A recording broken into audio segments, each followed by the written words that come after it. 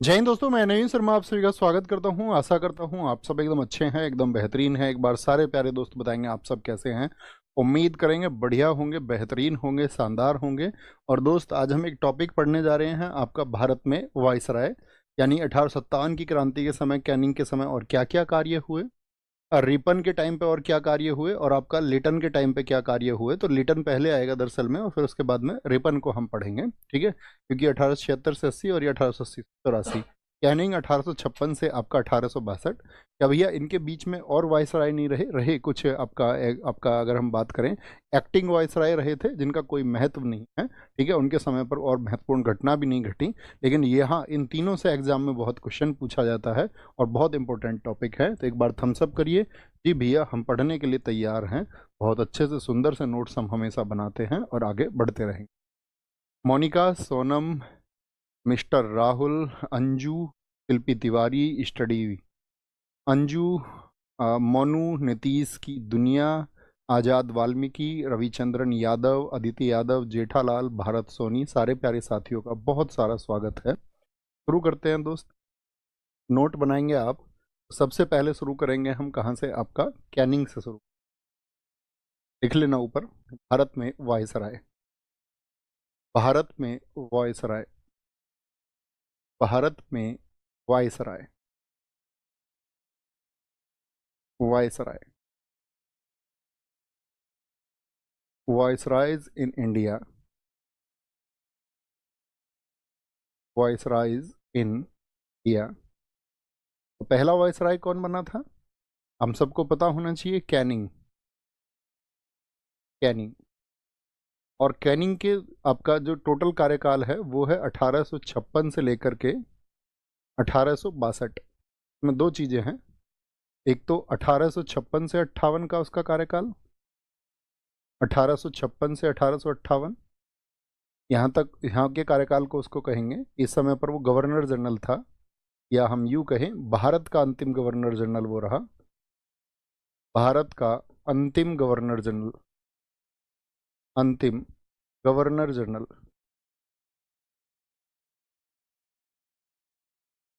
और 1858 का एक्ट सभी जानते हैं, बोले यस। जी भैया, हम जानते हैं। 1858 से लेकर के 1862, यानी जो इसके 4 वर्ष हैं, इन 4 वर्षों में ये भारत का पहला वायसराय नियुक्त हुआ। भारत का पहला वायसराय, भारत का पहला viceroy, first viceroy of India. बहुत पूछा जाता है, फर्स्ट वायसराय ऑफ इंडिया। समझ गए? क्योंकि 1857 की क्रांति हो चुकी थी, और 1857 की क्रांति के बाद में ब्रिटिश क्राउन को यह समझ में आ गया था कि किसी भी स्थिति में अगर ये भारतीय एकजुटता की भावना से या किसी केंद्रीय भावना से हमारे खिलाफ संघर्ष करेंगे तो हमको ये भारत छोड़ करके भागना पड़ेगा। इसीलिए क्या हुआ, 1858 के एक्ट को हमने आपको पॉलिटी में पढ़ाया था। अब बताएं कौन सी घटना हुई थी? तो आप कहेंगे जो बीओसी बीओडी हुआ करते थे उनको एकदम से डिसेबल कर दिया गया, board of directors, board of controllers को, और ईस्ट इंडिया कंपनी के जो अधिकार थे उनको ले लिया गया, और सीधे किसका शासन शुरू हो गया था 1858 से? एक शब्द मैं आपसे जानना चाहूँ कि 1858 से किसका शासन शुरू हुआ? तो आप कहेंगे ताज का शासन, अर्थात क्राउन्स रूल शुरू हो गया था। क्राउन्स रूल की स्टार्टिंग हो गई, और उन्होंने प्रॉमिस किया इंडियंस से, भारतीयों से, कि भाई तुम्हारी जो संप्रभुता है उसको हम नहीं ललकारेंगे, या आपके राज्यों को जो है आपसे नहीं छीना जाएगा। एक शांतिपूर्ण नीति का वादा किया गया, और वो एक लेटर के माध्यम से किया, जिसको कैनिंग ने पढ़ा। कहाँ पर पढ़ा था कैनिंग ने? ये घटना भी हमने आपको बताई थी कि प्रयागराज में उसने इसको पढ़ा आपका 1 नवंबर 1858 को। इसको कहा गया ब्रिटेन की रानी की घोषणा, ठीक है। तो उस सब के द्वारा भारत में क्या हुआ, टोटल हम कह सकते हैं कुल मिलाकर के कि भैया आपका ताज का शासन शुरू हो, क्राउन का शासन शुरू हो, ठीक है। इस समय पर कौन सी महत्वपूर्ण घटना घटी? कैनिंग के समय पर एक महत्वपूर्ण घटना है आपका, तो हम महत्वपूर्ण घटना मानते हैं सबसे बड़ी, 1857 की क्रांति। लिखना, 1857 की क्रांति किसके समय हुई थी? तो वायसराय कौन है? ये वायसराय था इस समय पे या गवर्नर जनरल था? बताएं सारे लोग। तो आप कहेंगे भैया इस समय गवर्नर जनरल था। 1857 की क्रांति हुई, revolution of 1857, revolution of 1857 was happened। दूसरी चीज क्या है, 1 नवंबर को जो घोषणा हुई, 1 नवंबर 1858 को प्रयागराज में एक रॉयल प्रोक्लेमेशन हुआ, प्रयागराज में शाही घोषणा हुई, शाही घोषणा क्या बोलेंगे, यहाँ पर हम इसको रॉयल अनाउंसमेंट भी बोल देते हैं कई बार, royal announcement in, royal announcement in, royal announcement in Prayagraj, Prayagraj. अन्य घटनाओं पर अब हमको प्रकाश डालना है। अगर मैं आपसे कहूं कि हमने आपको बताया था विधवा पुनर्विवाह अधिनियम किसके समय पर उसका ड्राफ्ट बना था, कोई भी साथी अतिरिक्त बातों में ना लगे, कॉपी पेस्ट ना करें, वरना आपको टाइम आउट टीम के द्वारा किया जाएगा दोस्त। इसीलिए आप हमेशा एकाग्र होकर के पढ़ते रहें, यही आपसे हमेशा प्रार्थना रहती है मेरी, हर क्लास में रहते हैं, अपनी एकाग्रता को भंग ना होने दें। यहाँ पर देखेंगे तो क्या बोलेंगे, 1856 का जो आपका विधवा पुनर्विवाह अधिनियम था, विधवा पुनर्विवाह अधिनियम, विधवा पुनर्विवाह अधिनियम, पुनर्विवाह अधिनियम पारित हुआ,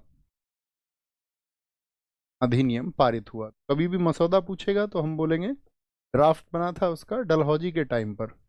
और कौन भारतीय व्यक्ति थे जो इस क्षेत्र में सबसे ज़्यादा प्रयास कर रहे थे, यूं तो हम उनको जब समाज सुधारक पढ़ेंगे, सोशल रिफॉर्मर्स को पढ़ेंगे, तब हम आपको बताएंगे ईश्वर चंद्र विद्यासागर जी की पूरी कहानी।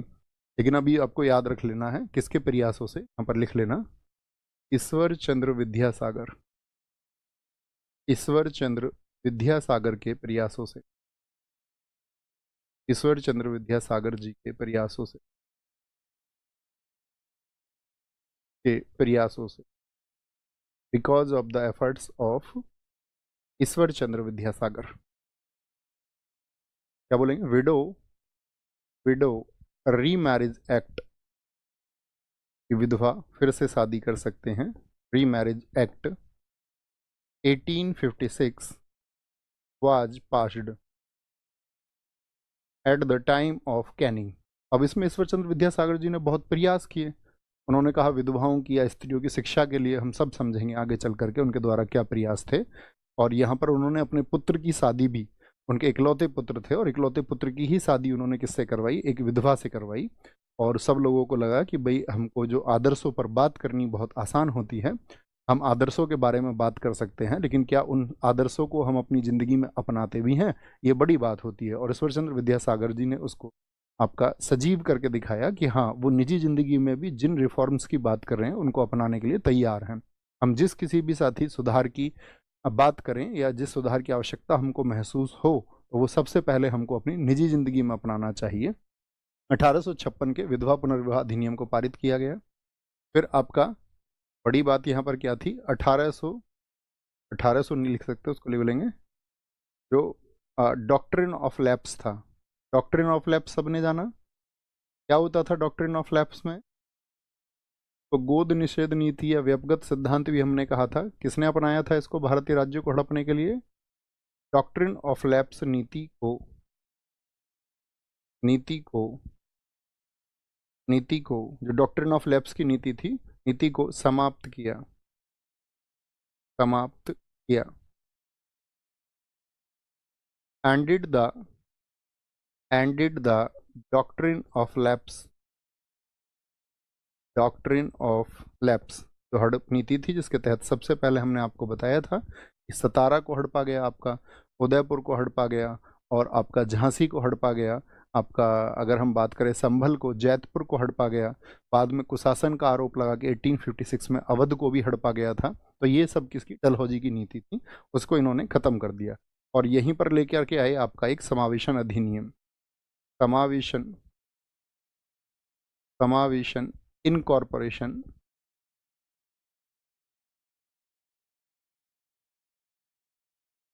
समावेशन अर्थात इनकॉर्पोरेशन अधिनियम, अधिनियम पारित हुआ। इनकॉर्पोरेशन एक्ट वाज पास्ड और इसके तहत क्या किया गया कि 3 विद्यालय बने। कौन कौन से 3? कलकत्ता में, बॉम्बे में और मद्रास में। कलकत्ता, कलकत्ता, बॉम्बे, बॉम्बे और मद्रास। इन तीनों में क्या हुए? यूनिवर्सिटीज़ को इस्टेब्लिश किया गया। यूनिवर्सिटी स्थापित हुई, यूनिवर्सिटी स्थापित हुई, यूनिवर्सिटी स्थापित हुई। ठीक है, तो ये 1856 हो गया। ये आपका खत्म हो गया 1856 में ही। समावेशन अधिनियम आया आपका, ये 1857 का है, याद रख लेना अगर ईयर पूछे 1857 का। एक यहाँ पर क्या हुआ था आपका, पहला हाई कोर्ट अधिनियम पास हुआ। पहला हाई कोर्ट अधिनियम, पहला हाई कोर्ट अधिनियम पारित हुआ। ये हमने पॉलिटी में भी आपको पढ़ाया था। बताएं सबसे पहला हाई कोर्ट कौन सा है देश का? First high court act was passed, first high court act was passed. और सबसे पहला जो हाई कोर्ट है हमारे देश में वो कौन सा खोला गया था? काव्या सोनकर जी, एकदम से सही जवाब आपने दिया है, कोलकाता। तो इस हाई कोर्ट एक्ट के अनुसार शुरुआती 3 हाई कोर्ट हमने आपको बताए थे, अगर आपको याद हो कि भैया यहाँ पे 3 हाई कोर्ट है आपका। सबसे पहला हाई कोर्ट कलकत्ता का है, कलकत्ता हाई कोर्ट। और पुरानी जो न्याय व्यवस्था थी उसको बदला गया और कलकत्ता में हाई कोर्ट बनाया गया आपका 1 जुलाई 1862 को, 1860।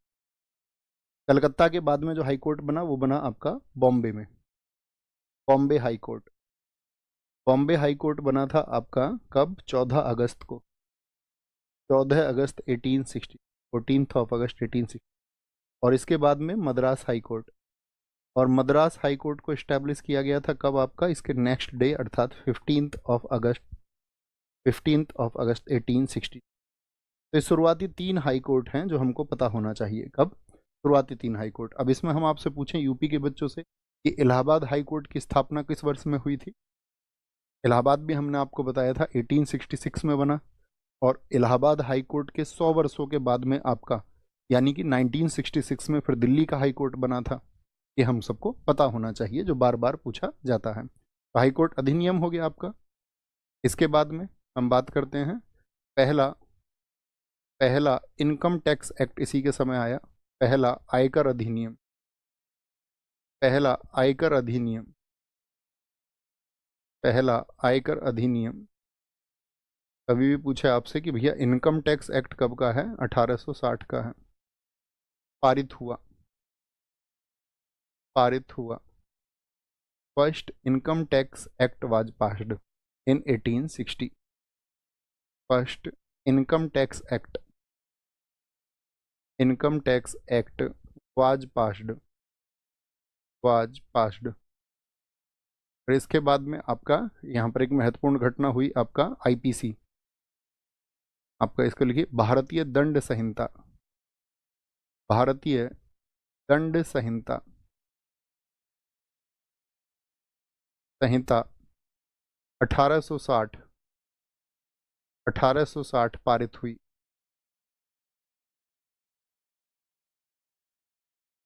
Indian penal code, Indian penal code 1860 was passed. अब यहाँ पर हमको थोड़ा सा गौर देना है, भविष्य में जो क्वेश्चन पूछे जाएंगे इसके आधार पर, क्योंकि हाल ही में परिवर्तन हुए तो बहुत अच्छे क्वेश्चन आपसे पूछे जा सकते हैं। बहुत अच्छे क्वेश्चन कौन से हैं? जैसे आईपीसी है, आईपीसी में क्या प्रावधान था मुझे बताएं?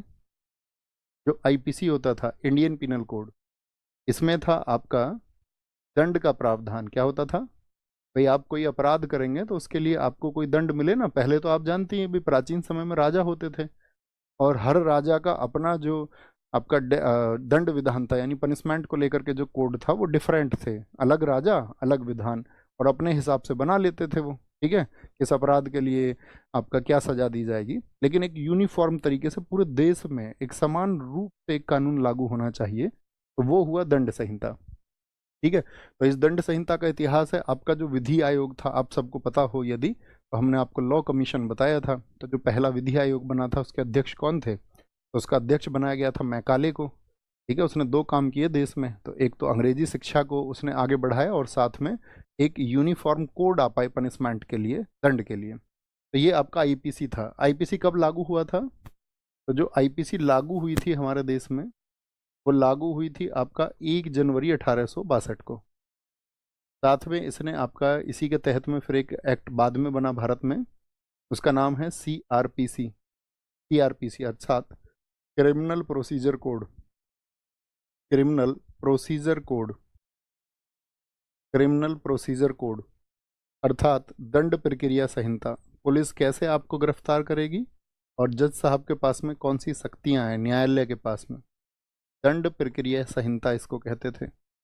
दंड प्रक्रिया संहिता थी आपकी 1973 की। आपसे कभी भी पूछे दंड प्रक्रिया संहिता कब लागू हुई थी, तो ये 1 अप्रैल 1974 को लागू हुई थी। 1 अप्रैल 1974 को ये लागू हुई थी। एक था भारत में इसी के आधार पर आपका भारतीय साक्ष्य अधिनियम। भारतीय साक्ष्य अधिनियम, साक्ष्य तो समझते होगे ना, सबूत, एविडेंस। भारतीय साक्ष्य अधिनियम, आईईए बोलते थे इसको, Indian evidence act. Indian evidence act. Indian evidence act जो था आपका 1872। लेकिन आप सबको पता होना चाहिए 2023 में भारत सरकार ने बदलाव किए और इन सब का नाम क्या कर दिया गया। तो जो आईपीसी है, आईपीसी को अब कहा जाएगा, आईपीसी को अब बीएनएस कहा जाएगा, बीएनएस। और बीएनएस कौन सा? 2023 का। बीएनएस स्टैंड्स फॉर भारतीय न्याय संहिता।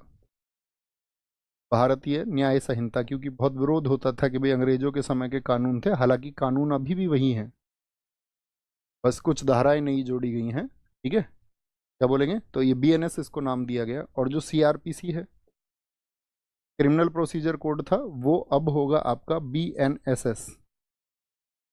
बीएनएसएस। बीएनएसएस कौन सा? 2023। ठीक है, और ये है भारतीय नागरिक सुरक्षा संहिता। भारतीय नागरिक सुरक्षा संहिता के नाम से, सुरक्षा संहिता के नाम से इसको जाना जाने लगा। बताओ किस वर्ष से जाना जाने लगा? 2023 मत कहना, क्यों भैया, अभी आप ही तो बता रहे हैं हमको। और जो इंडियन एविडेंस एक्ट था, आईईए, उसको अब बोला जाएगा बीएसए। बीएसए 2023 अर्थात भारतीय साक्ष्य अधिनियम। भारतीय साक्ष्य अधिनियम। आप में से कितने साथी ऐसे हैं जो यूपीएसआई के लिए तैयारी कर रहे हैं? एक बार थम्स अप करें। आप सबको पढ़ने पड़ेंगे, है ना, बहुत अच्छे से, विस्तार से। तो ये जो भारतीय न्याय संहिता, क्यों ये सब जो आपका लागू हुए ना, अगर आपसे कभी भी पूछे इन सब के लागू होने की तिथि क्या है, डेट कौन सी इसमें इनका इनेक्टमेंट हुआ है, 1 जुलाई 2024 से। तो ये संहिता का नाम कब से पड़ा है? 1 जुलाई 2024 से। फिर हम इसको 2023 क्यों कह रहे हैं? क्योंकि ये पहले तो आप जानते हैं लोकसभा में आपका पेश हुआ था, और उसके बाद दूसरे सदन में, और इसको जो मंजूरी मिली थी आपका, या बोले कि ये आपका पारित हो गया था, तो 25 दिसंबर 2023 को पारित हो गया था। ये कब पारित हुआ था? तो पारित की डेट भी लिख लेना आपका, इसीलिए हम इसको 2023 कह रहे हैं। पारित हुआ था ये आपका 25 दिसंबर को, 25 दिसंबर 2023 को। लेकिन लागू होने की तिथि क्या है? वो आपका 1 जुलाई 2024 है। याद रखेंगे जी, कोई दिक्कत तो नहीं इस बात में? हम सब करके बताएं, बात क्लियर है, कॉन्सेप्ट क्लियर है? बोलेंगे जी, सारे लोग बता पाएंगे। तो 1856 की क्या घटनाएं घटी? तो आप कहेंगे 1856 में पहले विधवा पुनर्विवाह अधिनियम को, और फिर आपका उसके बाद में 1857 की क्रांति हो चुकी थी, तो 1800 आपका क्या कर दिया गया, उसको क्रांति को ख़त्म करने के लिए। हाँ, यहाँ पर बड़ी महत्वपूर्ण एक घटना और घटेगी। वो महत्वपूर्ण घटना ये है, हमने आपको एक क्वेश्चन बताया था कि 1857 की क्रांति का जो अंत हुआ था वो किस शहर में हुआ था? बताओ जरा, सभी लोगों का आंसर आना चाहिए। 57 की क्रांति का जो अंत हुआ था वो किस शहर में हुआ था, ये आपको बताना है। बताएंगे जी सारे लोग।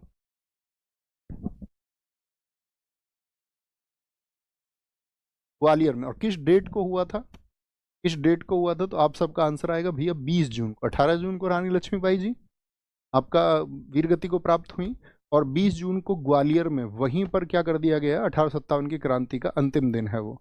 लेकिन इस 1857 की क्रांति की घोषणा, यहाँ पर याद रख लेना, अभी हमने आपको एक तारीख बताई थी कि आपका 1857 की क्रांति हुई, तो यहाँ पर एक घोषणा और की गई थी, वो थी शांति घोषणा। ये भी कैनिंग के टाइम पर हुई, ठीक है। एक पीस अनाउंसमेंट हुआ, और वो शांति घोषणा कब हुई थी?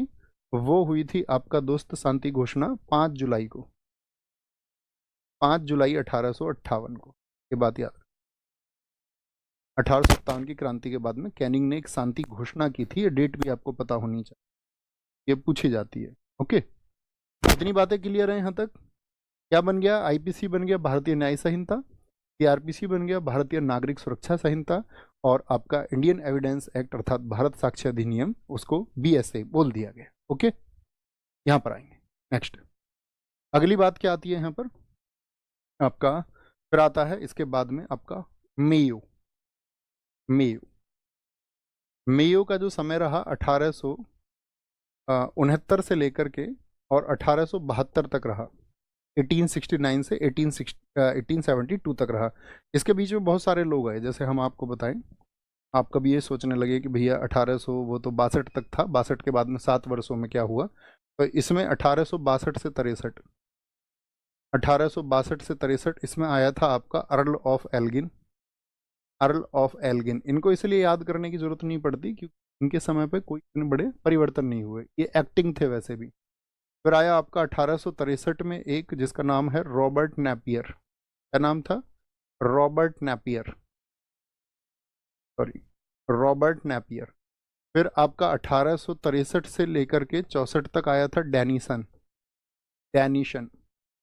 और 1864 से 1864 से लेकर के आपका 1869 तक रहा था लॉरेंस, लॉरेंस। इनको आपको याद करने की जरूरत नहीं है, ये इसके बीच में रहे और इनके समय पर कोई ऐसी घटना ही नहीं घटी। तो फिर मेयो को किस बात के लिए जाना जाता है जी? मेयो को जाना जाता है भैया आपका भारतीय सांख्यिकी सर्वेक्षण विभाग की स्थापना के लिए। भारतीय सांख्यिकी, भारतीय सांख्यिकी सर्वेक्षण विभाग, सांख्यिकी सर्वेक्षण विभाग की स्थापना, विभाग की स्थापना कब हुई थी? 1872 में, 1872 में। इंडियन स्टैटिस्टिकल सर्वे डिपार्टमेंट, इंडियन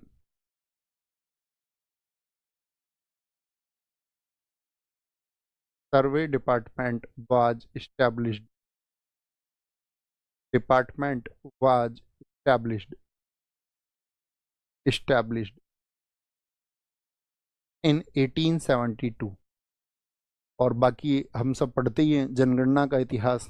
अगर हम आपसे पूछें कि अभी जो जनगणना हुई थी 2011 में, वो आज़ाद भारत की कौन सी जनगणना थी? बताएं जरा, कौन से नंबर की जनगणना थी? सभी लोगों का आंसर आए तब हम आगे बढ़ेंगे कि आपकी कॉमन समझ कितनी है। सबसे पहले आंसर दिया 7, बताइए कौन हमारे साथी थे? ऊपर दिखाओ। बहुत बढ़िया, अननोन, अननोन ने आंसर दिया है, नाम ही अननोन है। बहुत बढ़िया, ये भी अच्छी बात है। 1872 में। और याद रखना, पहली अनियमित जनगणना यानी प्रायोगिक थी, प्रयोग के तौर पर थी। भाई करके देखते हैं कितने लोग रह रहे हैं। पहली अनियमित जनगणना, अनियमित इसलिए भी कहा गया कि संपूर्ण भारतवर्ष में नहीं हुई। First irregular census, first irregular regular census, ये हुई थी आपका 1872 में, 1872 में। देखो दोस्त, आप कोई भी एग्जाम देने जाएं, ऐसा कोई एग्जाम नहीं है जहां पर सेंसस से क्वेश्चन ना पूछा जाता हो। सेंसस, जनगणना। और सेंसस को मैं यूट्यूब पर करा चुका हूं, आप लिख लेना सेंसस नवीन, और एक बार थम्स अप करो जी भैया समय रहते हुए। शायद मैंने आपसे पहले भी कहा है कि बहुत इंपॉर्टेंट टॉपिक है। आप अपना समय जब आपको मिल पाए, 10 मिनट 5 मिनट, आप उस क्लास को देख सकते हैं। धीरे धीरे थोड़े थोड़े नोट्स बना लें आप, ठीक है, 10-10 5-5 मिनट करके। कि आज देख लिया 5 मिनट 10 मिनट में 2x की स्पीड पर लगा के बेशक से देख लेना। ओके, तो ये देखना, जनगणना के बारे में आपको सब कुछ तैयार होना चाहिए, क्योंकि एसएससी का तो कोई भी शिफ्ट खाली नहीं जाता है, 1 से 2 क्वेश्चन जरूर पूछा जाता है सेंसस हर एक शिफ्ट में। ओके, तो पहली अनियमित जनगणना किसके टाइम पर हुई? मेयो के टाइम पर हुई। मेयो के बाद में एक आया था आपका 72 से, 76 तक, उसका नाम है नॉर्थ ब्रुक। नॉर्थ ब्रुक वो भी महत्वपूर्ण नहीं है। और इसमें सबसे महत्वपूर्ण नाम आता है आपका लिटन का। लिटन। लिटन रहा भाई साहब आपका 1876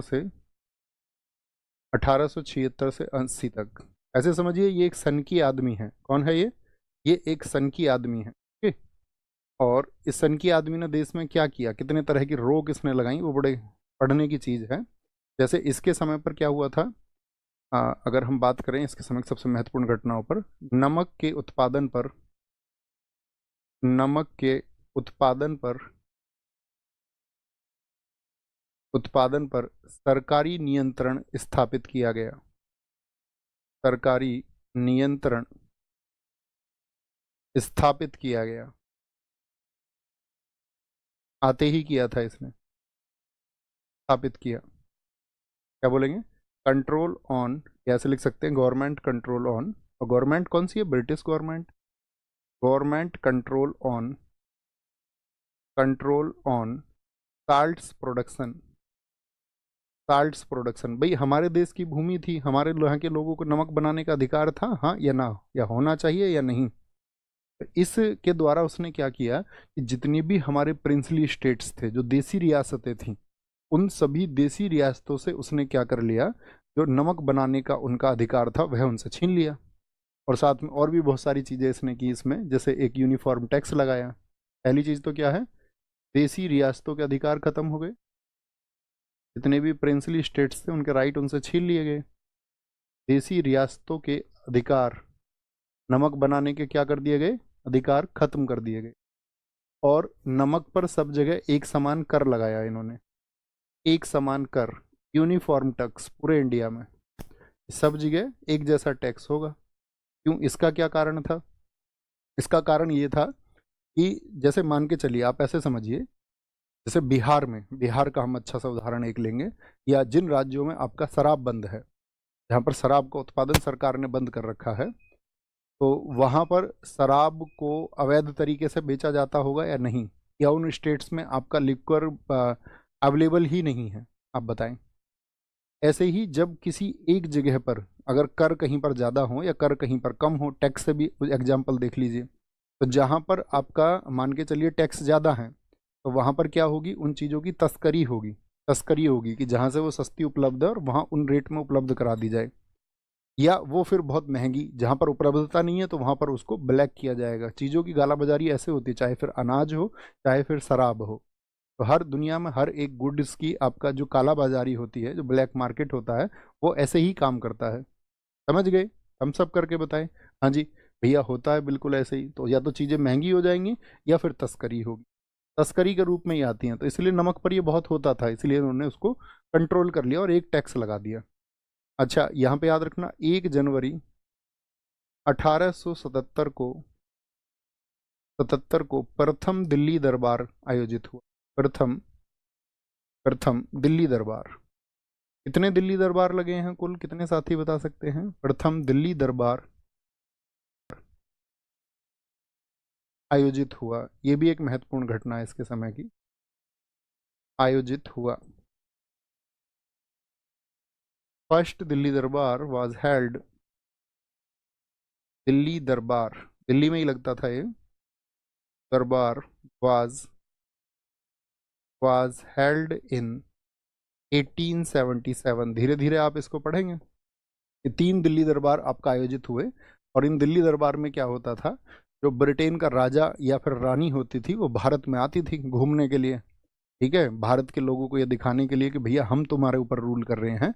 और ये इसके लिए एक चार्टर लेके आए थे इस समय पर, है ना, एक एक्ट लेकर के आए, उसका नाम था आपका, लिखना है यहाँ पर 1876 में, छोटी सी डेट में लिखना, 1876 में इसी दिल्ली दरबार के लिए शाही उपाधि अधिनियम, शाही उपाधि अधिनियम आया था एक, शाही उपाधि अधिनियम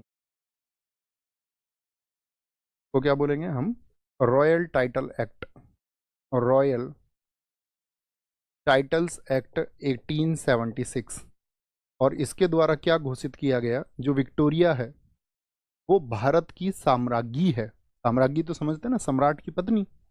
इसमें क्या बोला गया कि विक्टोरिया, जो विक्टोरिया है, विक्टोरिया वो भारत की साम्राज्ञी होगी।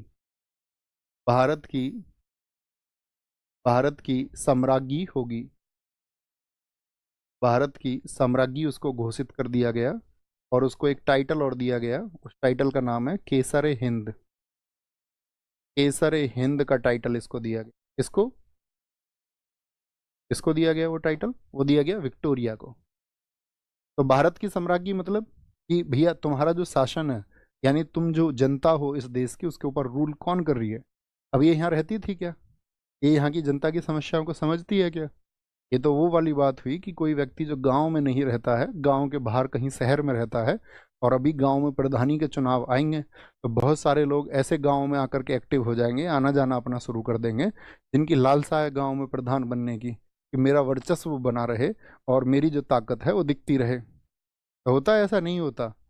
गांव में रहे भी नहीं है, वो क्या समझे कि गांव की क्या समस्या है, गांव में मजदूर और किसान को क्या समस्या होती है, सही मायने में उसको किस दर्द को झेलना पड़ता है, उससे वो अपरिचित रहते हैं, क्योंकि उनका अर्बनाइजेशन बहुत टाइम पहले हो गया, शहरीकरण हो गया। ऐसी साम्राज्ञी कह रही है कि वो भारत की साम्राज्ञी है, क्योंकि अब तो उनके सारे संसाधन हो चुके हैं। अब तो ईस्ट इंडिया कंपनी बहुत मजबूत कर चुकी है, और जो एक विद्रोह की ज्वाला उठी 1857 में, उसको शांत किया जा चुका था। तो इसके बाद में तो ये जो चाहे करें। 1857 का जब दिल्ली दरबार मिला तो ये ऐसे समझिए लिटन चापलूसी कर रहा है। लिटन किसकी चापलूसी कर रहा है? जैसे होता नहीं है स्थानीय तौर पर नेता लोग क्या करते हैं, जो बड़े नेता हैं उसके लिए आयोजन करते हैं और बड़े नेताजी को बुलाया जाता है और वहां पे फिर शक्ति प्रदर्शन किया जाता है ना। तो भैया ये देखिए हमारे समर्थन में इतने लोग हैं और तुम हमारी अनदेखी मत करना। तो इसीलिए इसने भी दिल्ली में बहुत बेहतरीन व्यवस्थाएं की। लेकिन इस समय के दौर को हमको देखना होगा। भारत में जो दौर था ये बड़ा खतरनाक दौर था, 1876 का 78, 76 से 78 तक का जो दौर है, इसमें पड़ा था भारत में एक ग्रेट फेमाइन, अकाल। इससे पहले अकाल कब पड़ा था? और इस अकाल में क्या हुआ कि लगभग 50 लाख लोगों की डेथ हो गई। 50 लाख लोगों की डेथ हो गई।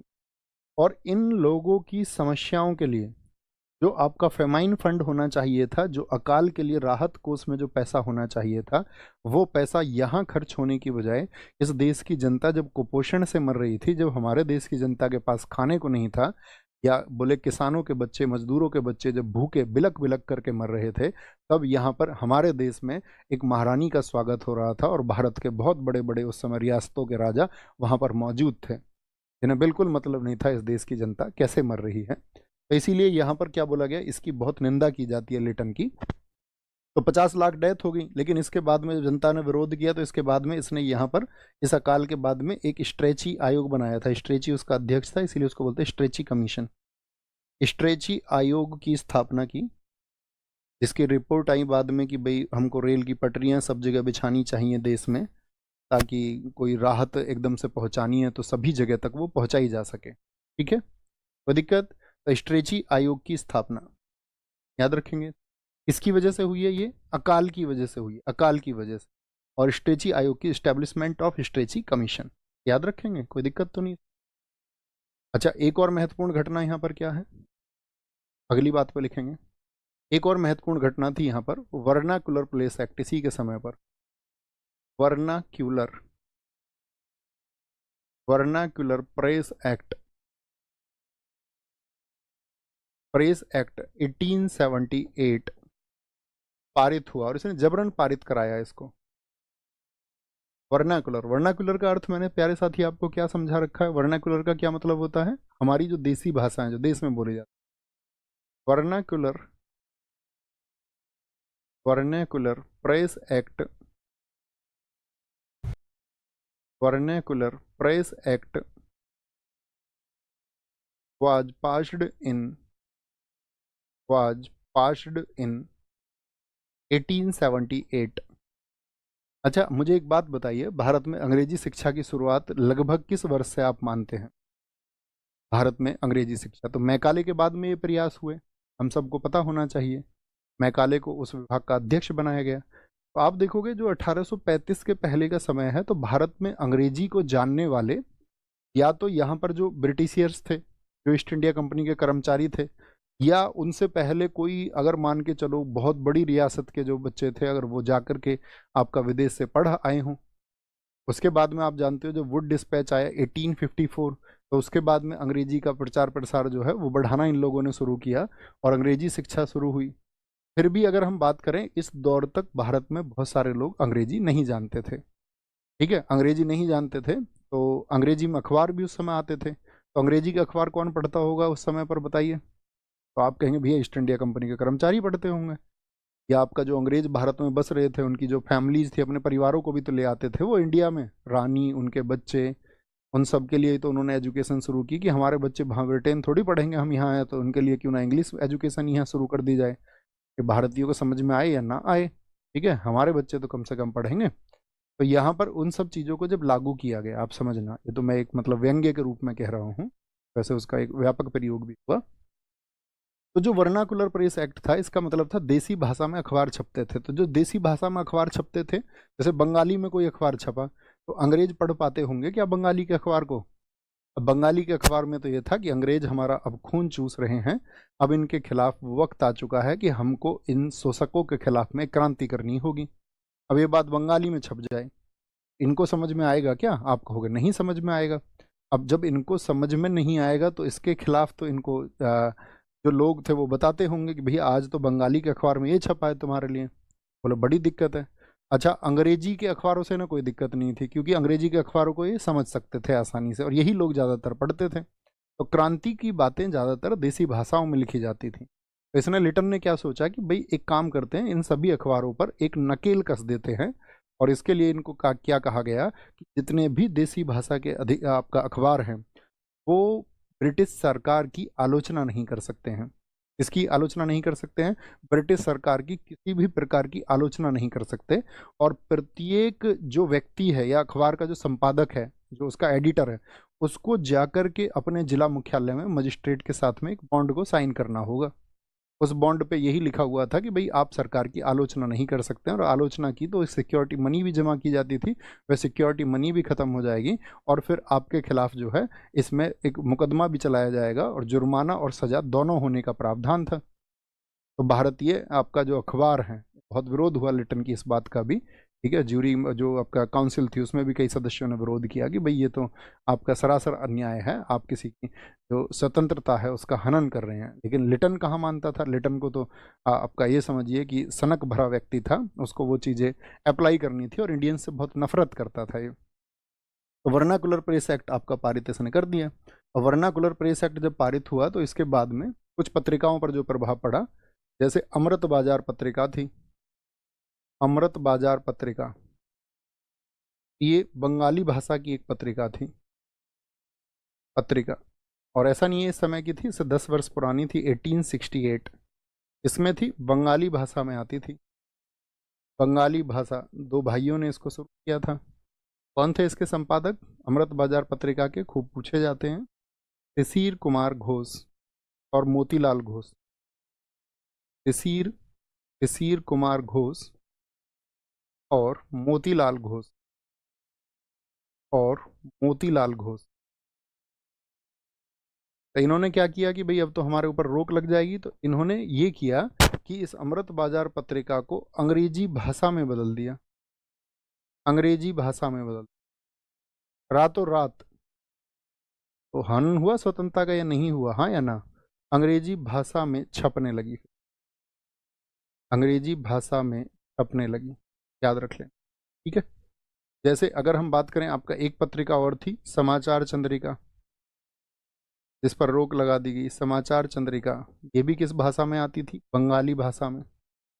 और ऐसा नहीं था कि वो सिर्फ वर्नाकुलर्स को देख रहे थे, उन्होंने अपने नज़र में उन सभी अखबारों को भी रखा था जो अंग्रेजी भाषा के थे। जैसे हिंदू हिंदू पैट्राइट आता था, वो इंग्लिश में ही आता था, लेकिन उसमें क्या है, उसमें आपका जो राष्ट्रीय भावना थी देश की, वो बढ़ाने की बात होती थी, और सरकार की आलोचना होती थी। तो कई अखबारों पर इन्होंने अपनी रोक लगाई, लेकिन मुख्यतः किन पर रोक थी? तो वर्नाकुलर, वर्नाकुलर का मतलब है जो देसी भाषा में आते हों, देसी भाषा में। याद रख लेना, इसके लिए एक एस.एन. बनर्जी का स्टेटमेंट है, सुरेंद्र नाथ बनर्जी, उन्होंने एक कथन दिया है इसी एक्ट पर। सुरेंद्र नाथ बनर्जी ने कहा है बनर्जी ने कहा, क्या कहा उन्होंने? इसको कहा आकाश से वज्रपात, आकाश से वज्रपात। अंग्रेजी सरकार की ये मार है भारतीयों के ऊपर। सुरेंद्र नाथ बनर्जी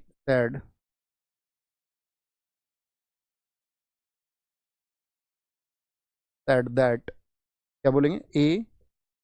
ए bolt from the blue, A bolt from the blue इसको कहा। तो ये ब्रिटिश सरकार की एक प्रताड़ना है हमारे साथ में। ओके, अच्छा, वर्नाकुलर पेस एक्ट के साथ में एक और महत्वपूर्ण बात वो क्या थी?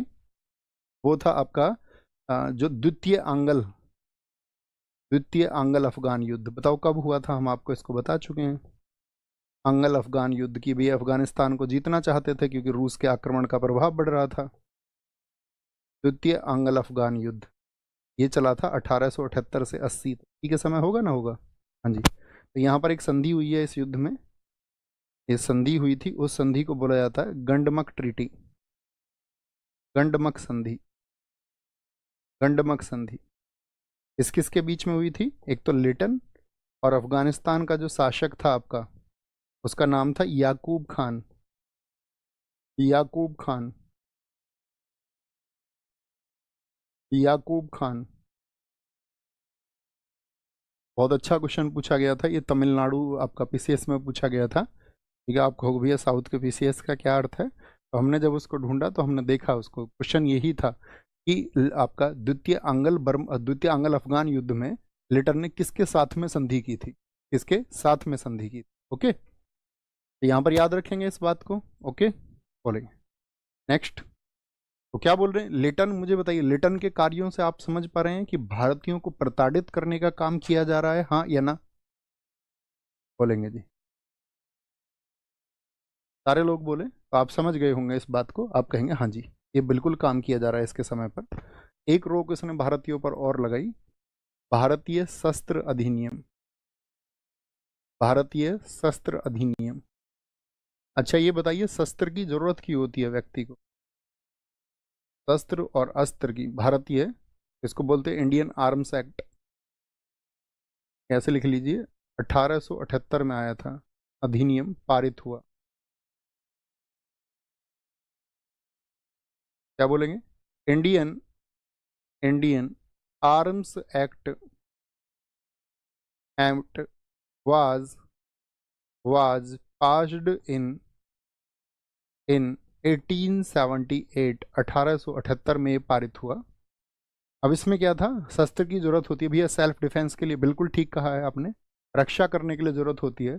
कई बार तो ऐसा होता था भाई, आपका जब जंगलों में बहुत सारे लोग रहते हैं तो उनको आपका जरूरत पड़ती है ना? जंगलों में मतलब जो जंगली जानवर आ जाते हैं उन सबसे रक्षा के लिए जरूरत पड़ जाती है, तो भारतीयों के पास में हथियार रहते थे। लेकिन 1857 की क्रांति के बाद से इन सब लोगों के मन में तो ये था कि भाई अभी तो हमको ये करना पड़ेगा, कहीं भारतीय कल शस्त्र लेकर के एक ऐसी सेना ना बना ले जो कल हमारे खिलाफ विद्रोह कर दे। तो इसने यहाँ पर रोक लगाई। अब देखिए, ये इस समय पर जो रोक थी ना, तो ये ब्रिटिशियर्स के रोक थी, ना जो आपका इनके अपने शासन के कर्मचारी थे उन पर कोई रोक थी, ना जो उस समय के एंग्लो इंडियंस थे। एंग्लो इंडियंस हमने आपको समझाया था क्या परिभाषा होती है, तो वो सब लोग थे। और सिर्फ उनके ऊपर कोई रोक नहीं लगी, और रोक लगी तो सिर्फ भारतीयों के ऊपर जो भारतीय नागरिक थे। तो इससे साफ द्वेष पता चलता है लिटन के अंदर का। तो भारतीय शस्त्र अधिनियम इसने पारित किया। ठीक है, अगली चीज क्या हुई? भारतीयों को एकदम से कमजोर कर देना चाहता था जो सिविल सेवा परीक्षा थी, सिविल सेवा परीक्षा। इसने बोला इसमें इन लोगों को जाना ही नहीं देना चाहिए। सिविल सेवा परीक्षा, परीक्षा में उम्र सीमा इस समय पर होती थी, उम्र सीमा 21 वर्ष, 21 वर्ष से घटाकर घटाकर मैक्सिमम एज बता रहा हूं मैं आपको, घटाकर 19 वर्ष कर दी गई। यानी मैक्सिमम 19 तक आप एग्जाम दे सकते हो, 19 वर्ष कर दी गई। जैसे आज तो 32 तक आप दे सकते हैं, 19 वर्ष कर दी गई। और फिर आपका उसके बाद में एज रिलैक्सेशन भी है, छूट भी है। तो यहाँ पर क्या बोलेंगे इसके लिए? इसने क्या बोलेंगे? By reducing the age of Indians, by reducing the age of Indians, age of Indians in civil services examinations, in civil services exams from 21 to 19 years. ये बात याद रखें, ठीक है। और इसके लिए इसने एक आयोग भी बनाया बाकायदा। यहाँ पर एक कमीशन बना था जिसका नाम था वैधानिक सिविल सेवा, वैधानिक सिविल सेवा, वैधानिक सिविल सेवा आयोग की स्थापना हुई। सिविल सेवा आयोग की स्थापना हुई 1878 में, 1878 में। establishment of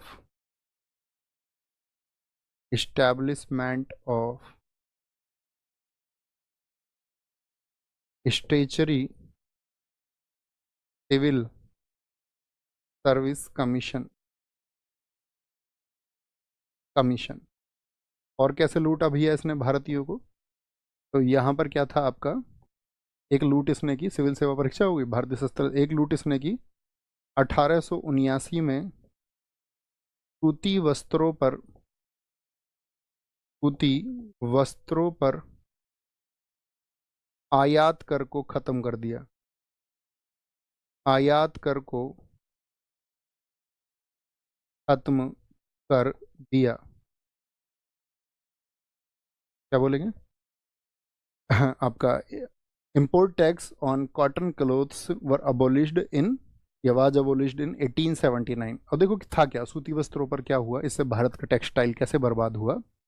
तो सूती वस्त्रों पर हम लोग जब यहाँ से रॉ मटेरियल लेके जाते थे, रॉ मटेरियल कहाँ लेके जाते थे सारे लोग? लंदन। लंदन में वहाँ उसको प्रोसेस करके वापस भारतीय बाजार में बेचते थे। तो भारतीय बाजार में जब आता था तो उस पर 5% की उस समय पर आपका इनकम टैक्स लगता, वो सॉरी 5% का उस पर क्या लगता था, आपका टैक्स लगता था, यानी कि एक इम्पोर्ट टैक्स लगता था 5% का। तो 5% का जो इम्पोर्ट टैक्स उस पर लगता था, उसका बड़ा विरोध होता था ब्रिटेन में कि भाई हम जो कपड़ा भेज रहे हैं, अब हमारी सरकार है देश में, अब हाँ भारत में हमारी सरकार है, और फिर हमारी सरकार होने का क्या फ़ायदा है। तो ब्रिटेन का प्रधानमंत्री इन दिनों में हुआ करता था डिज़राइली। तो उस डिज़राइली के ऊपर जो आपका उत्पादन करने वाले व्यक्ति थे ब्रिटेन में, सूती वस्त्रों को जो प्रोसेस करते थे, उसका लिए शहर था लंकाशायर। तो लंकाशायर के व्यापारियों ने डिज़राइली के सामने एक प्रदर्शन किया, और एक विरोध प्रदर्शन किया, जो भारत में भी हुआ और आपका वहाँ ब्रिटेन में भी हुआ। और उस प्रदर्शन के चलते हुए डिज़राइली ने अपने लोगों के समर्थन को प्राप्त करने के लिए क्या किया, इससे कहा इस बात को लिटन को कि भाई ये जो हमारे ब्रिटेन के लोगों को नुकसान हो रहा है, देखिए आप अपने लोगों के लिए कितना चिंता करते थे, और भारत के लोगों की कैसी हालात इन्होंने कर दी थी, उस सोने की चिड़िया को कैसा इन्होंने कर दिया। तो उन्होंने क्या किया, भारतीयों को जो कमाई होती थी उसको भी इन्होंने खत्म कर दिया, और इस तरह से फिर भारत की टेक्सटाइल इंडस्ट्रीज भविष्य में क्या है, बर्बादी की ओर। बात समझ गए यहाँ पर? ये सब इसके आपका काम रहे। लिटन के समय पे क्या किया, नमक पर रोक, दिल्ली दरबार में देखा किस तरह से पैसा बहाया गया, अपव्यय किया गया। वर्नाकुलर प्रेस एक्ट में हमारे अपने जो देसी भाषा के अखबार थे उन सबको बोल दिया गया कि सरकार की आलोचना नहीं कर सकते, शस्त्र नहीं रख सकते थे। याद रख लेना इसमें। भारतीय नागरिकों पर रोक थी, किस पर रोक थी? भारतीय नागरिकों पर रोक, भारतीय नागरिकों पर रोक थी, बाकी किसी पर ना, ब्रिटिशियर्स पर ना एंग्लो इंडियंस। सिविल सेवा में ये चाह रहा था कि भारतीय जाएं ही ना, और ऐसे ही इसने किया कॉटन में। लेकिन मैंने अभी बताया ब्रिटेन का प्रधानमंत्री कौन था, डिज़राइली। तो ब्रिटेन का डिज़राइली जो था वो अपदस्थ हो गया, और उसकी जो है जीत हो गई, हार हो गई उसकी, और उसकी जगह जीत करके आया ग्लैडस्टोन। तो ग्लैडस्टोन बना आपका प्रधानमंत्री, और ग्लैडस्टोन जो था वो थोड़ा उदारवादी व्यक्ति था, और वह भारत के बारे में भी बहुत चिंतित था। तो उसने भारत में एक अच्छे व्यक्ति को भेजा, ठीक है, इन लुटेरों के बीच में एक अच्छा व्यक्ति आया, ठीक है, जिसके कुछ काम तो खैर अपने हित के लिए किए गए, लेकिन कुछ काम उसने इस भारत की स्थितियों को देखते हुए, और उसी व्यक्ति की वजह से भारत में जो राष्ट्रवादी आंदोलन है उसकी नींव उसके समय पर रख गई, और भारतीयों को यह दिख गया कि हम अपने अधिकारों के लिए लड़ सकते हैं। तो वो व्यक्ति हुआ रिपन। कौन हुआ? रिपन। तो रिपन का कार्यकाल इसके तुरंत बाद में, एकदम से उल्टा है, ऐसे समझिए तुम, लिटन का एकदम से उल्टे स्वभाव वाला आदमी है रिपन, और रिपन का कार्यकाल रहा 1880 से 84। इसने देखा भारतीयों का किस तरह से शोषण किया गया है, मतलब एक फिलान्थ्रोपिस्ट था ये, आप समझिए परोपकारी व्यक्ति था, इसने देखा, ठीक है, और साथ में ब्रिटेन के प्रधानमंत्री ग्लैडस्टोन के निर्देश भी थे इसको तो इसने क्या बोला, ये लेके आया प्रथम कारखाना अधिनियम, प्रथम कारखाना अधिनियम, फर्स्ट फैक्ट्री एक्ट, प्रथम कारखाना अधिनियम, सबसे पहली चीज। और प्रथम कारखाना अधिनियम आया था आपका 1881 में।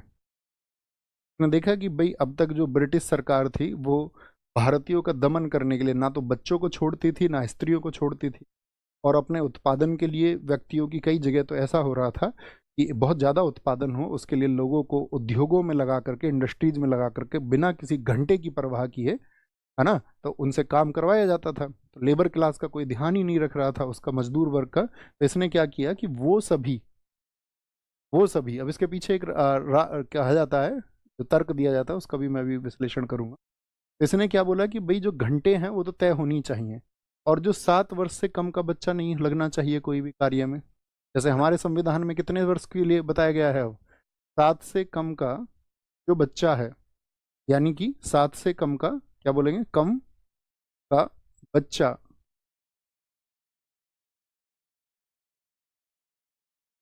कार्यरत नहीं होना चाहिए। ऐसे लिखिए, कच्चा फैक्ट्री में कार्यरत नहीं होना चाहिए, फैक्ट्री में कार्यरत। और ये नियम बनाया गया था विशेषतः उन फैक्ट्रियों के लिए कार्यरत नहीं होगा।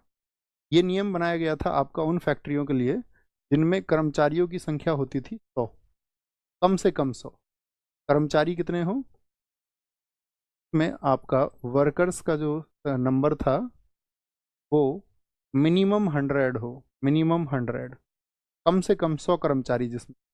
तो 7 से कम के बच्चे पे तो बिल्कुल रोक लगा दी गई।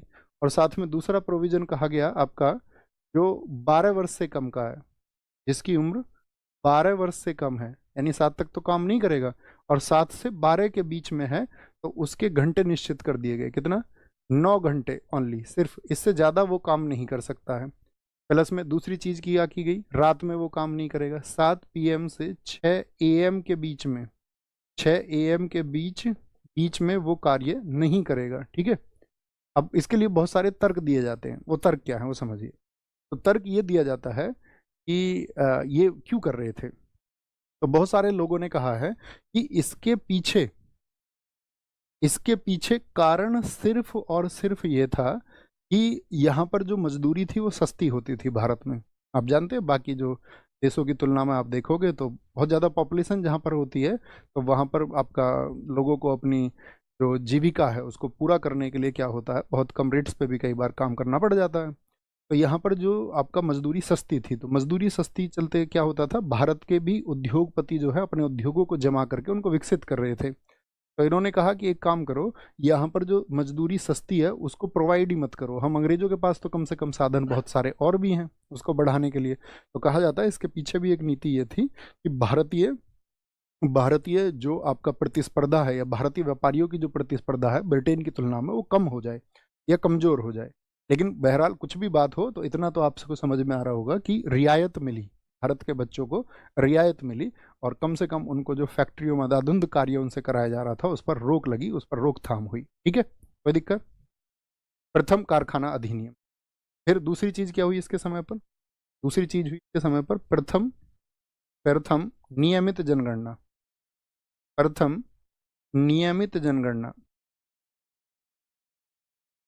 प्रथम नियमित जनगणना, प्रथम नियमित जनगणना हुई साथी आपका 1881 में, और इसके बाद से 10 वर्ष में, हर 10 वर्ष में होती, ओके, क्या बोलेंगे, फर्स्ट रेगुलर सेंसस किसके समय पर हुआ, तो अनियमित किसके समय पर हुआ था, अनियमित हुआ भैया आपका मियो के टाइम पर। तो इन्होंने भारत में जो भारत के आसपास का इलाका था सबका इसमें इन्होंने आपका सेंसस कराया। जैसे इसमें कश्मीर का नहीं हुआ था, नेपाल का नहीं हुआ था, उसको छोड़ करके समस्त भारत में इन्होंने क्या किया, जनगणना के कार्य को बढ़ाया, और ये कहा कि अब ये 10 वर्षों में होगा, ठीक है, 10 वर्षों में होगा, और प्रत्येक 10 वर्ष में इसको किया जाने लगा। जैसे इसके बाद में कब हुई होगी, 1891, फिर आपका 1901, फिर आपका 1911, 1921, 1931, 1941, 1951, आज़ाद भारत की पहली हुई 1951। जैसे आज़ाद भारत की 7वीं थी इंडिपेंडेंट इंडिया का, तो वो 2011 में था। 2021 में भी होना था, लेकिन क्यों नहीं हो पाया, कोरोना की वजह से नहीं हो पाया। और अभी आपने हाल ही फिलहाल की खबरों से आप कनेक्ट किया करो और रिसर्च किया करो, ठीक है। जैसे अभी एक विषय चल रहा है, जातिगत जनगणना, तो आपको इसके पहलुओं को समझना चाहिए, ठीक है। तो इसके पहलुओं को आपको रिसर्च करके ये समझना चाहिए कि जातिगत जनगणना सरकार क्यों बचती थी उसको कराने से, या क्या उसके लाभ होंगे या उसके नुकसान होंगे, ये आपको देखना चाहिए ना। एक अच्छे अवेयर स्टूडेंट की तरह इस देश के नागरिक होते हुए आप देश में जो भी घटनाक्रम चल रहा हो उसको जरूर आपको समझना चाहिए।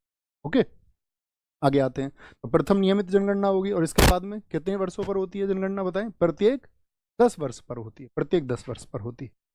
और नेक्स्ट है, आगे आएंगे। दूसरी कौन सी चीज आई? एक उसने जो रोक लगाई, यानी कि वर्नाकुलर प्रेस एक्ट कब आया था? वर्नाकुलर प्रेस एक्ट आप समझ गए, भारतीय अखबारों को रोका जा रहा था। वर्नाकुलर प्रेस एक्ट को 1882 में खत्म कर दिया गया। 1882 में क्या कर दिया गया? खत्म कर दिया गया, खत्म, अबोलिश कर दिया गया, अबोलिश्ड इन 1882। जैसे भारतीय शस्त्र अधिनियम वो लेके आया था, तो भारतीय शस्त्र अधिनियम, Indian arms act was abolished in 1882, को भी खत्म कर दिया गया। तो उन रोक जो थी उनको हटा दिया गया, ठीक है। और स्थानीय स्वशासन की शुरुआत की। हमने पॉलिटी में आपको पढ़ाया था, जो साथी नहीं समझते हो स्थानीय स्वशासन को तो टॉपिक जरूर पढ़ना, लिख लेना यूट्यूब, स्थानीय स्वशासन। स्थानीय स्वशासन की शुरुआत, starting of local self government, इसीलिए इसको जनक कहा जाता है उसका। Starting of local self government. एक उदाहरण लिखिए सारे लोग, लोकल सेल्फ गवर्नमेंट से आप क्या समझते हैं? इसीलिए इसको क्या कहा गया? स्थानीय स्वशासन का जनक, स्थानीय स्वशासन का, स्थानीय स्वशासन का जनक कहा गया, स्थानीय स्वशासन का जनक, फादर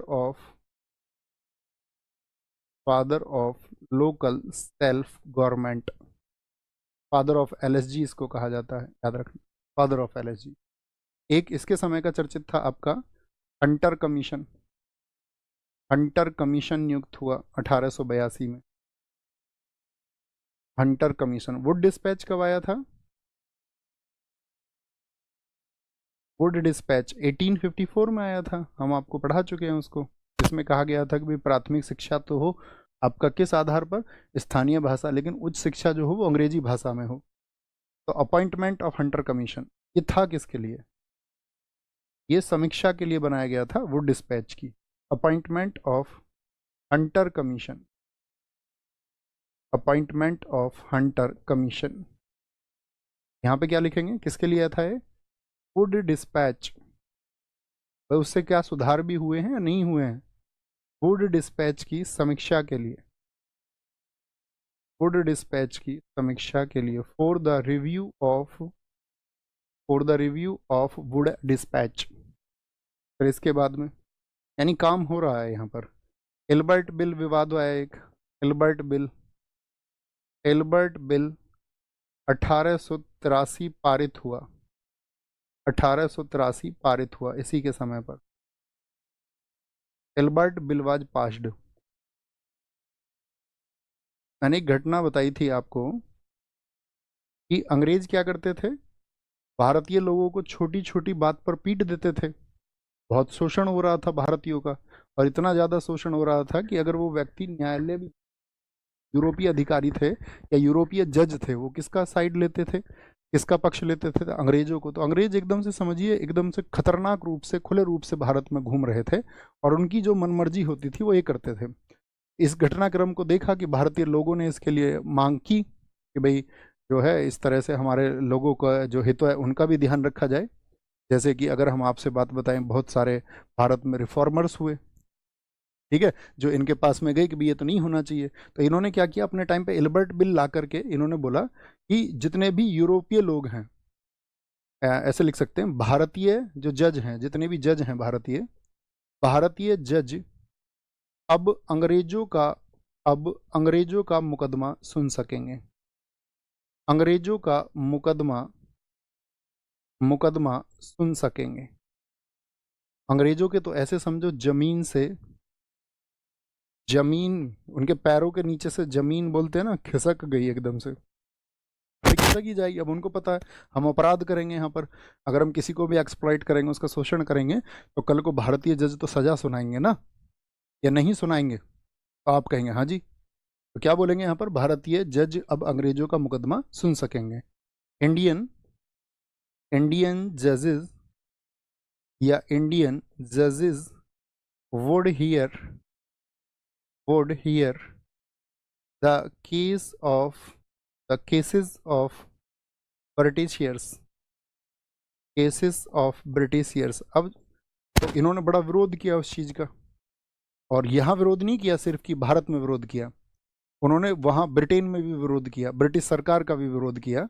और इतना वो विरोध उस समय पर तीव्र हो गया था कि ये तो जो ब्रिटिश सरकार है, यानी कि जो यहाँ पर ये ग्लैडस्टोन है, ये तो एकदम से भला नहीं चाहता है, ये सिर्फ भारतीयों का भला चाहता है। तो उसका इतना विरोध हुआ कि उसने 1884 में इसमें रिफॉर्म करने पड़े उसको, और 1884 अगले वर्ष उसने रिफॉर्म करके ये कर दिया कि भारतीय जज सिर्फ तब मुकदमे को सुन सकेंगे तब तक उस ज्यूरी में जब तक 50% यानी कि 50% आपके यूरोपियन ना हो।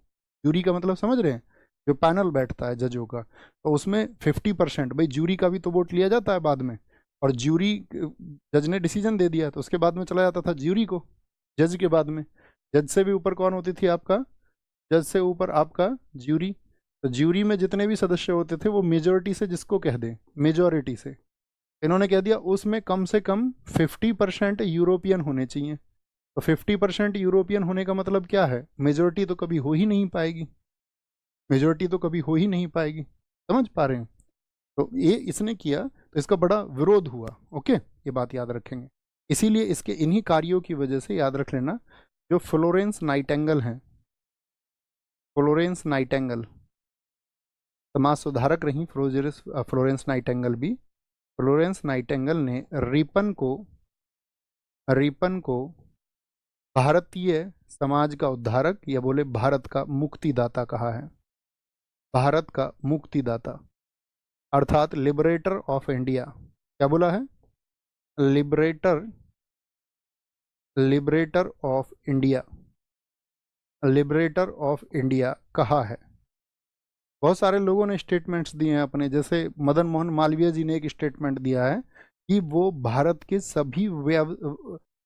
सभी वायसरायों में सबसे श्रेष्ठ था, यानी कि जितने भी वायसराय हुए उन सभी वायसरायों में जो सबसे बेहतर, सबसे महानतम था, the greatest of all viceroy. ये पंडित मदन मोहन मालवीय का स्टेटमेंट है, किसके लिए, रिपन के लिए। लिख लेना उसको भी कहीं किनारे पर, मदन मोहन मालवीय ने उसे सभी वायसरायों में महानतम बताया, सभी वायसरायों। हम सब करें, बात क्लियर है? बोलो भाई फटाफट से बताएंगे, सारे लोग बोले, सारे लोग बोले, कोई दिक्कत, कोई परेशानी। सर आपने बताया था उदयपुर को अंग्रेजों ने हड़प लिया, तो अंग्रेज हमेशा थोड़ी रहे, बताया नहीं। डॉक्ट्रिन ऑफ लैप्स में क्या हुआ, डॉक्ट्रिन ऑफ लैप्स को कैनिंग के टाइम पे खत्म कर दिया गया, और धीरे धीरे धीरे धीरे रिपन के टाइम्स तक बहुत सारी रियासतों के जो आपका उत्तराधिकारी थे उनको स्वीकार कर लिया गया, उनको राजा मान लिया गया सबको, है ना। छीना तो पहले गया था। फटाफट से बताएंगे।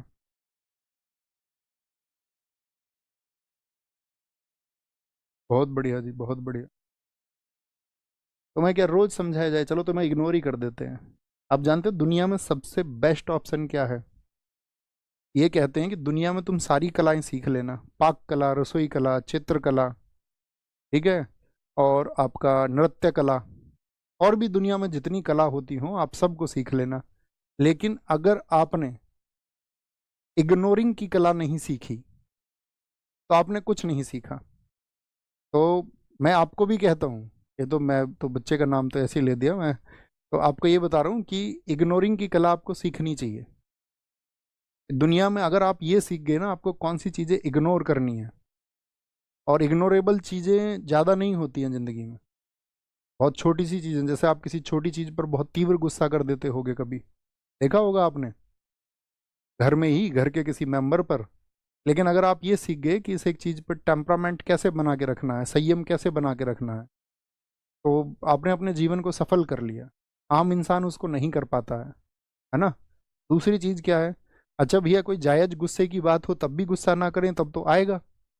तो वो आए तो उसको व्यक्त कर देना चाहिए, व्यक्त कर देना चाहिए, लेकिन कोशिश ये करना कि उसके लिए शब्द जो है वो तीव्र ना हो।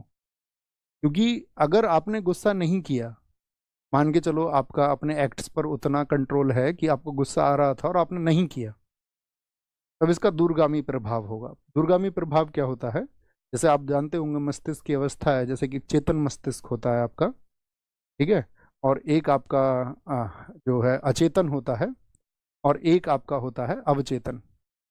तो जिन चीज़ों पे आप रिएक्ट नहीं करोगे, अगर आपने गुस्सा नहीं किया तो वो अवचेतन में चला जाएगा, और अवचेतन में पहुंची गई चीज कभी ना कभी आपको पिन करेगी, कभी ना कभी वो गुस्सा आप कहीं ना कहीं और निकालोगे, और हो सकता है कहीं और किया गया गुस्सा ज़्यादा आपको लिए नुकसानदायक हो। तो इसीलिए जब गुस्सा आए तो वो आएगा, क्रोध आता है, मनुष्य को आता है ना, अगर आप मानव हैं तो आएगा। हाँ, अगर आप ये है कि सन्यासी हो चुके हैं तो बात अलग है। तो कभी गुस्सा आए तो थोड़ा उसको आप एक्सप्रेस कर सकते हैं, लेकिन कोशिश ये करना कि मतलब व्यक्त करना है तो थोड़ा शब्द जो है आपके कठिन ना हो। ओके, यही हो सकता है बस, इसके अलावा कुछ नहीं। आप ये कहे, कोई आपको कहे नहीं आपको गुस्से को खत्म करने की कला हम आपको सिखा देते हैं, नहीं, ऐसा हो ही नहीं सकता। अगर आप मानव हैं तो जो स्वभाव हैं, क्योंकि वो संचारी भाव हैं, वो आपके मन में पैदा होते ही हैं। स्थिति को देख के प्रेम भी पैदा होगा आपके मन में, ईर्ष्या भी, हर्ष भी, क्रोध भी, ये सब मनुष्य के मन में पैदा होता ही है। संचारी भाव हैं, आते हैं और चले जाते हैं। बस इतना याद रखना, जब ये भाव आए और जब ये भाव चला जाए, तो ये भाव रुका कितनी देर है आपके पास में, ये महत्वपूर्ण बात है। आप उस गुस्से को ये देखें, बस कभी एनालिसिस करने का प्रयास करना, और जब कोशिश करोगे तो सब कुछ होता है ना। कोशिश करना कि यार नहीं, गुस्सा तो कर लिया लेकिन ये गलत है, तो फिर जिसके ऊपर गुस्सा किया है, जिसको खराब लगा है, फिर उससे सॉरी भी बोलना है। और वो सॉरी कितना जल्दी बोल देते हो, है ना, तुम विनम्र कितने जल्दी हो जाते हो, और उस बात के लिए, अपने अपराध के लिए गलती कितनी जल्दी मान लेते हो। बात, महत्व इस बात का होता है। ऐसा नहीं गुस्सा भी कर दिया और 15 दिन तक बात भी नहीं की, तो फिर गड़बड़ है है ना। इसके बाद में भैया डफरेन, कौन आया इसके बाद में? डफरेन आया, डफरेन। डफरेन, ये तीनों 4-4 साल के लिए आए हैं। कौन कौन बताइए जरा, तीनों ये 4-4 वर्ष के लिए आए। लिटन 76 से 80। रिपन, रिपन कब से आया आपका? रिपन आया, बोले जी, रिपन आया आपका 80 से 84, और 84 से 88 तक आपका डफरिन आया। और डफरिन के टाइम पे सबसे महत्वपूर्ण बात क्या हुई? कांग्रेस का गठन। इसके टाइम पे हुआ फॉर्मेशन ऑफ कांग्रेस, कांग्रेस का गठन, क्योंकि रिपन सिखा गया ना भारत को भी तुम्हारे हित की चीजें हो सकती हैं। कांग्रेस का गठन, और जब ये 4 वर्षों में भारत ने देखा, भारत की जनता फिर एकजुट होना शुरू हुई और एक संगठन बना कांग्रेस। 18 दिसंबर 1885, जिसमें हम आपको बताएंगे उस समय की राजनीति के बारे में, क्या चलती थी राजनीति। डफरिन के बाद में आपका लैंसडाउन, लैंसडाउन, लैंसडाउन। और लैंसडाउन 1888 से 6 वर्षों के लिए आया था, 94, 94। और लैंसडाउन के टाइम पर सबसे इंपॉर्टेंट चीज हुई दूसरा कारखाना अधिनियम। प्रथम कारखाना अधिनियम कब आया था दोस्त, बताइए, वर्ष बताइए उसका। दूसरा कारखाना अधिनियम आया आपका second factory act, second factory act. ये आया आपका 1891 में, 1891 में। अब तक आप जानते हैं मिनिमम एज कितनी कर दी गई थी काम की, कि भाई इससे कम उम्र के बच्चे को कार्य पर नहीं लगाया जाएगा 7 वर्ष, उसको घटा करके यहाँ 9 वर्ष कर दिया गया। कितना? 9 वर्ष। यानी कि जो भी आपका 9 वर्ष से कम होगा, 9 ईयर्स से कम का जो भी बच्चा होगा, वो कार्य नहीं करेगा, ठीक है। और पहले 9 घंटे बनाए गए थे, तो अब बच्ची 9, एज कहाँ से शुरू होगी? 9। तो 9 से 14 की जो एज का बच्चा होगा, उसको कह दिया गया कि ये तो आपका क्या बोलेंगे, 6 घंटे से अधिक कार्य नहीं कर सकता। 6 घंटे से अधिक नहीं, 6 घंटे से अधिक का कार्य ये नहीं करेगा। और साथ में आपका टाइम भी बनाया गया। टाइम क्या बनाया गया इस बच्चे के लिए? 6 घंटे से अधिक कार्य नहीं, और रात को 8 बजे से और सुबह 5:30 AM के बीच कोई भी कार्य इससे नहीं कराया जाएगा। तो अब तक बच्चों पे तो ध्यान दिया जा रहा था, ठीक है। और साथ में क्या बोले, बीच कार्य में उसको 30 मिनट का इंटरवल की भी बात की गई, 30 मिनट के इंटरवल की भी बात की गई, इंटरवल की भी बात की गई। और यही कार्य जो आपका अप्लाई किया गया, देखो यहाँ पर एक बात है कि आपका अब तक जो ध्यान दिया जा रहा था वो ध्यान दिया जा रहा था कि भाई जो बच्चे हैं उनका जो शोषण होता है, लेकिन महिलाओं की स्थिति पर अभी भी कोई तैयार नहीं हुआ था। तो भारत में एक समाज सुधारक हुए हैं गोपाल हरि देशमुख, आपने नाम सुना होगा उनका, गोपाल हरि देशमुख, या एमजी रानाडे का नाम तो आपने सुना ही होगा, महादेव गोविंद रानाडे। तो जो महादेव गोविंद राणा, गांधी जी के जो राजनीतिक गुरु थे गोपाल कृष्ण गोखले, और गोपाल कृष्ण गोखले के भी गुरु कौन है, महादेव गोविंद रानाडे। तो महादेव गोविंद रानाडे और गोपाल हरि देशमुख, जिनको लोकहितवादी हम कहते हैं, तो उन्होंने इस समय आपका कामगारों में जो महिलाओं की स्थिति थी उसको सुधारने के लिए बहुत प्रयत्न किए। ठीक है, उनको जाना जाता है उनके लिए। तो ये जो टाइमिंग है ये महिलाओं पर भी लागू हुई, किस पर, महिलाओं के लिए, महिलाओं के लिए। तो पहली बार ऐसा हुआ कि महिलाओं के लिए भी वर्किंग आवर्स फिक्स किए गए, महिलाओं के लिए। और किसके प्रयासों की वजह से हुआ ये, लोक हितवादी जिनको हम बोलते हैं, जो लोगों के हित के बारे में सोचते हैं। बहुत कम होते हैं दुनिया में ऐसे लोग जो सबका हित चाहते हों। बाकी तो अभी लोग दिखावे के लिए ज़्यादा काम करते हैं। गोपाल हरि देशमुख, हाँ एक चीज़ और आती है इसमें, अभी मैं एक सर का वीडियो देख रहा था रिसेंट में, उन्होंने किसी बच्चे की मदद की, तो मैं प्रतिक्रियाएं बहुत देखता हूँ। तो वहाँ पर प्रतिक्रिया मुझे दिखी कि उन्होंने कहा कि जब आप अच्छा काम करते हैं तो उसको दिखावे की क्या ज़रूरत है। वो कितने मूर्ख बुद्धि के लोग रहे होंगे जो किसी अच्छे कार्य के लिए अगर कोई दिखावा हो भी रहा है और उसका एक विरोध लिखित रूप में करें, तो क्या ये हमारी मानवता है?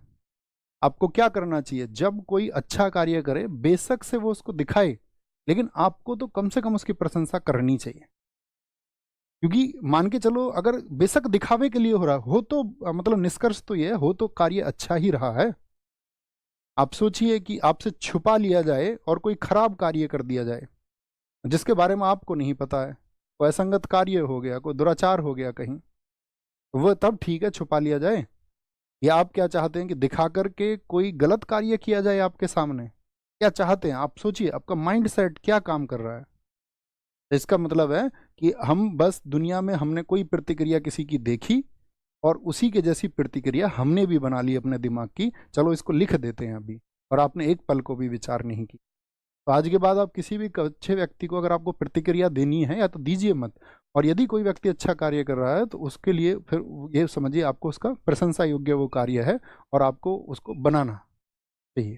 ठीक है, यहीं पे अब वो व्यक्ति मान के चलो जिसने अच्छा कार्य किया है वो उस प्रतिक्रिया को पढ़ ले और वो देखे यार लोगों के तो ऐसे माइंड सेट हैं, और मान के चलिए वो व्यक्ति दिल का भला और सच में अच्छा कार्य करना चाह रहा था और दुनिया में ये मैसेज भी देना चाह रहा था कि अच्छे कार्य होने चाहिए ताकि लोग उसको पसंद करें और आगे बढ़ाएं। बहुत सारे लोग पसंद भी करते हैं, तो वो 1% लोग होते हैं जो तमाम तरह की टिप्पणी आपको करेंगे आपके जीवन में। वो 1% की वजह से आप अगर कुछ ऐसा कार्य करना चाहते हैं तो अपने इरादे को मत बदलना, उस 1% को इग्नोर कर देना हमेशा, है ना। क्योंकि मैं आपको बता रहा हूँ ये बहुत होता है और इसका प्रभाव भी पड़ता है।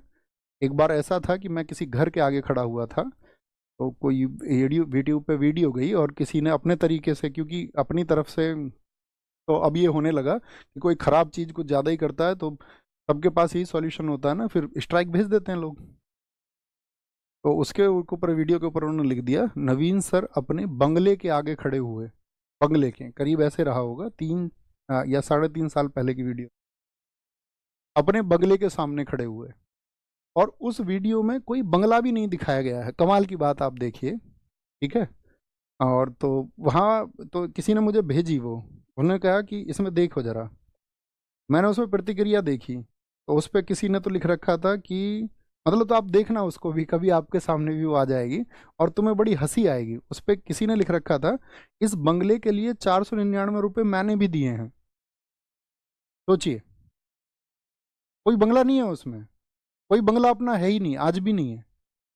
तो मतलब ऐसी प्रतिक्रियाएं होती हैं, तो लोग ये समझते हैं कि आप जो काम कर रहे हो ना उसकी कोई कीमत नहीं है, अब मैंने तुम्हें कुछ पैसे दिए हैं, है ना, तो उसी की वजह से तुम सब हो।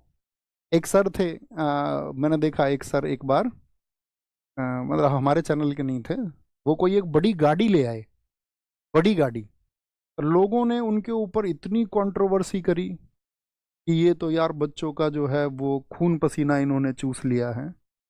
तो उसमें गिव एंड टेक पॉलिसी है, ठीक है। गिव एंड टेक पॉलिसी क्या है जी, आप समझिए, आप समझिए। कल को आप सब रोजगार करोगे, मैं आपके माइंड सेट को इसको डेवलप करना चाह रहा हूं कि मेरे छात्र किसी के प्रति ऐसी प्रतिक्रिया ना रखें, किसी के भी प्रति, आप इस जगत में, है ना। तो उसको सिखाने का प्रयत्न मैं आपको कर रहा हूं। अब मान के चलिए कि कल आप जॉब करेंगे, तो कल जब आप नौकरी करेंगे तो आप उसके बदले में पैसा लोगे या नहीं लोगे। अब यदि मान के चलो सरकार तुम्हारा कॉलर पकड़ ले किसी बात पर और ये कहे अरे ओए तुझे इस बात के लिए हमने पैसे दिए हैं, अब तुम अपने घर बैठे हुए हो, उस टाइम पे तुमको याद दिला रहा है अरे ओ भैया तुमको गवर्नमेंट सैलरी दे रही है, तुम घर में ऐसे नहीं बैठ सकते, ऐसे नहीं उठ सकते, ऐसे नहीं लेट सकते, यहाँ तुम शादी में नहीं जा सकते, तुमको सरकार तनख्वाह दे रही है। तो गिव एंड टेक, आप भी उसके लिए काम कर रहे होगे ना कुछ, तभी तो आप उस तनख्वाह के या उस किसी भी वैभव के आप अधिकारी होंगे, क्योंकि आपने वो ऐसा काम किया होगा। नहीं तो दुनिया में सबके पास में वो यश प्रसिद्धि होती। समझ रहे हैं। तो आप किसी के प्रति उस तरह का कोई भी हो व्यक्ति, उसके प्रति मतलब आप टिप्पणी मत कीजिए। कभी सही चीज पर किसी व्यक्ति की प्रोग्रेस का कोई विरोध करे तो आपको उसका विरोध करना चाहिए। तो तभी प्रोग्रेसिव लोग जो हैं वो बहुत आगे बढ़ पाते। तभी, नहीं तो फिर अगर वो प्रोग्रेसिव व्यक्ति इग्नोरिंग की कला नहीं जानता होगा तो वो बेचारा डिप्रेशन में चला जाएगा। फिर तब उसके जो पतन का कारण होंगे, फिर आप में से वो सब लोग उसके जिम्मेदार होंगे, हम सब उसके जिम्मेदार होंगे। समझ पा रहे हैं। तुम समझते भी हो मैं क्या समझाना चाहता हूं तुमको। साप्ताहिक अवकाश। और अब हमारी क्लास होगी कब?